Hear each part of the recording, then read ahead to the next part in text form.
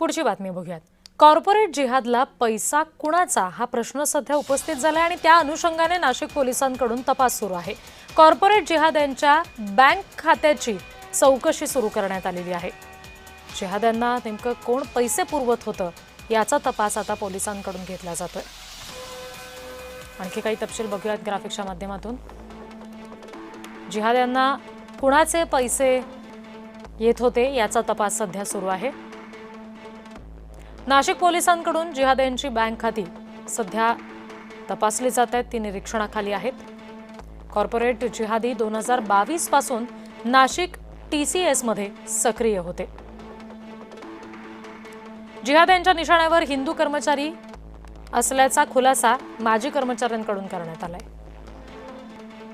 कामाचे तास संपल्यानंतर सुद्धा कॉर्पोरेट जिहादी कार्यालयामध्येच घुटमळायचे।